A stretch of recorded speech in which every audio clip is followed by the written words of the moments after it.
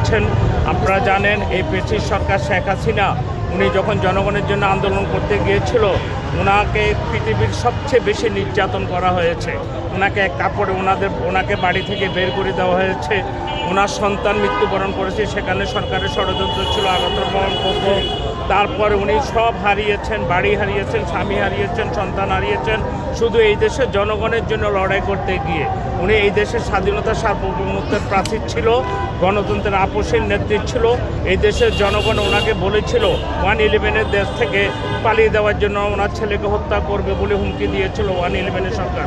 উনি বলেছে আপনারা আমার সন্তানকে নিয়ে যেতে পারেন, আমি আমার এই দেশের 16 কোটি জনগণকে ফেলে মাটি ফেলে আমি যাব না কখনো, আমার দেশের বাইরে কোনো ঠিকানা নাই।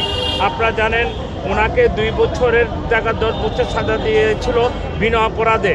অ্যাকচুয়ালি গণতন্ত্রের মা বিরুদ্ধে কোনো অভিযোগ ছিল না। শেখ হাসিনা আসলে তার রাগের বশবর্তী হয়ে, ক্রোধের বশবর্তী হয়ে তাকে দুনিয়া থেকে সরিয়ে দেওয়ার জন্য বারবার সে মিডিয়াতে বলেছিল তার বয়স হয়েছে, সে আর বেঁচে থাকার লাভ কি। অনেক সময় আমরা দেখেছি মিডিয়াতে তার গণভবনে তিরস্কার করে বলেছিল এই বয়স হয়ে গেছে, উনি আর বাঁচবে কি, ওনার তো চলে যাওয়া উচিত।